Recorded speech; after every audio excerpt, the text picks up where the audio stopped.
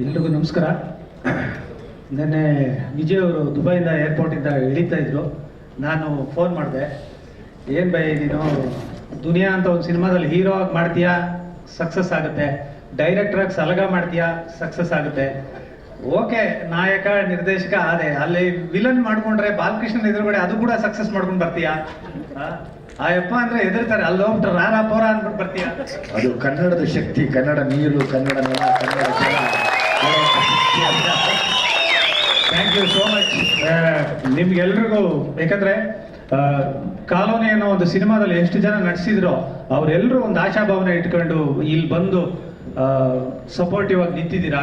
ಮತ್ತೆ ನನಗೆ ಈ ತಂಡದಲ್ಲಿ ನಮ್ಮ ಯತಿರಾಜ್ ನಾಯ್ಡು ಸರ್ ಮತ್ತೆ ಕಿರಣ್ ಸರ್ ಇಬ್ಬರು ಪರಿಚಯ. ಅವರು ವಿಜಯ್ ಅವ್ರನ್ನ ಇಲ್ಲಿ ಕರ್ಸಕ್ಕೆ ಎಷ್ಟೆಷ್ಟು ಬಾಧೆ ಬಿದ್ರು ಪಾಪ ಅವ್ರಿಗೆ ಮಾತ್ರ ಗೊತ್ತು. ಬಟ್ ಎಲ್ಲಾನು ಮೀರಿ ಕಂಗ್ರ್ಯಾಚುಲೇಷನ್ಸ್ ಸೈಮಾ ಬೆಸ್ಟ್ ವಿಲನ್ ತಗೊಂಡಿದ್ದಕ್ಕೆ. ಯಾಕಂದ್ರೆ ಕರ್ನಾಟಕದಲ್ಲಿ ಅಯ್ಯಪ್ಪ ಹೀರೋ ಅಂತ ಗೊತ್ತು, ನಿರ್ದೇಶಕ ಅಂತ ಗೊತ್ತು, ಅಲ್ಲೋಗಿ ಅದಕ್ಕೂ ಸೈ ಅನ್ಸ್ಕೊಂಡು ಸೈಮಾ ತಗೊಂಡು ಬಂದಿದ್ದಾರೆ. ಮತ್ತೆ ರಾಜೀವ್ ಬಗ್ಗೆ ಮಾತಾಡಲೇಬೇಕು. ಯಾಕಂದ್ರೆ ಯಾವಾಗಲೂ ನಾವು ರೈಟರ್ಗಳು ಪೆನ್ ಇಡೋವಾಗ ಅದೊಂದು ಪಾತ್ರ ಯಾರು ಮಾಡಬೇಕು ಅನ್ನೋದು ಬರುತ್ತೆ.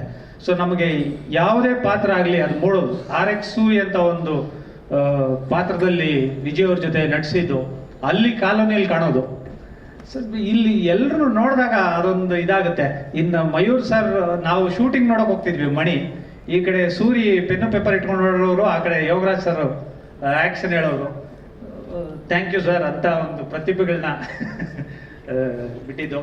ಮತ್ತೆ ಕಾಲೋನಿ ಎಲ್ಲರ ಮನೆ ತಲುಪಲಿ, ಎಲ್ರ ಕಷ್ಟ ಕಾಣುತ್ತೆ. ಫ್ಲೈಯಿಂಗ್ ಕಿಂಗ್ ಮಂಜು ಅವರು ಫಸ್ಟ್ ಟೈಮ್ ಡೈರೆಕ್ಷನ್ ಮಾಡಿದ್ರು ಇಷ್ಟು ಜನ ಸೇರಿಸಿರೋದು ಮತ್ತೆ ಪಾತ್ರಗಳನ್ನ ಡಿಸೈನ್ ಮಾಡಿರೋದು ತುಂಬಾ ಇಷ್ಟ ಆಯಿತು. ನಿಜಕ್ಕೂ ಗ್ರೇಟ್. ವಿಜಯ್ ತುಂಬಾ ಜನಕ್ಕೆ ಇನ್ಸ್ಪಿರೇಷನ್ ಆಗೋದು. ನಾನು ಭೀಮಾ ರಿಲೀಸ್ ಮುಂಚೆನೆ ಹೇಳಿದ್ದೆ, ಇಲ್ಲ ಮ್ಯೂಸಿಕಲ್ಲಿ ಎಲ್ಲ ವಿಭಾಗದಲ್ಲೂ ಭೀಮಾ ಚೆನ್ನಾಗಿ ಆಗುತ್ತೆ, ಜನ ಆಶೀರ್ವಾದ ಮಾಡ್ತಾರೆ ಅಂತ. ಅದ್ರ ಪ್ರಕಾರ ನೀವೆಲ್ಲ ಆಶೀರ್ವಾದ ಮಾಡಿದ್ದೀರಾ, ಇನ್ನೊಂದಷ್ಟು ಜನಕ್ಕೆ ದಾರಿಯಾಗಿದ್ದೀರಾ. ಮತ್ತೆ Babu sir, thank you so much. ಇಷ್ಟು ಜನರ ಯೂತ್ಸ್ನ ಮತ್ತೆ ಸಿನಿ ಪ್ರೇಮಿಗಳನ್ನ ಒಂದು ಕಡೆ ಸೇರಿಸೋದಕ್ಕೆ ನೀವು ನಿಮ್ಮ ಮನೆಯವರ ಆಶೀರ್ವಾದ ಈ ಸಿನಿಮಾ ಮೇಲಿದೆ. ಸೊ ನಿಮಗೂ ಥ್ಯಾಂಕ್ಸ್.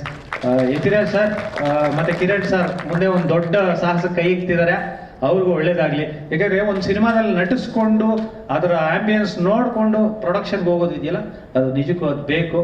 ಮತ್ತೆ ನಮ್ಮ ಅಧ್ಯಕ್ಷರಿಗೆ ತುಂಬ ಥ್ಯಾಂಕ್ಸ್.